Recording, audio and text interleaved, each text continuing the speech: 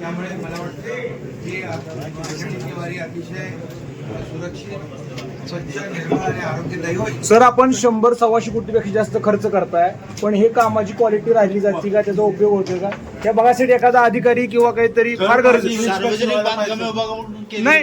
कोणतंही काम असू दे, सरकार मोठा खर्च करतंय, पण त्याची एक्सपायरी 15 दिवस राहत नाहीये. नाही, या बाबतीत कलेक्टर इकडे आहेत. मी आता तुमच्या समोरच सांगतो, जे काही कामं झालेली आहेत त्याचं ऑडिट केलं पाहिजे आणि त्याचं ऑडिट करून जे काही कामं पैसे आपण दिलेले आहेत कामासाठी, त्यामुळे थर्ड पार्टी ऑडिट करू आपण त्याचं आणि त्यामधून इथून पुढे कुठल्याही परिस्थितीमध्ये कुठल्याही निधीचा दुरुपयोग होणार नाही याची काळजी घेऊ. सर, आज आपण पाहणी केली, वारकऱ्यांनी काय नेमक्या प्रतिक्रिया दिल्या? काय वारकरी आनंदात आहेत, खुश आहेत.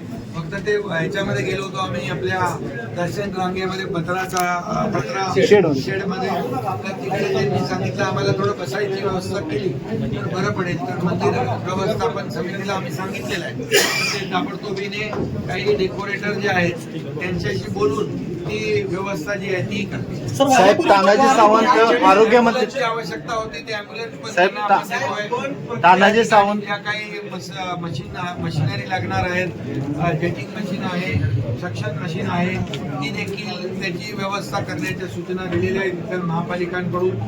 आणि मला वाटतं रस्त्याची व्यवस्था सुस्थितीत असणं, काही खड्डे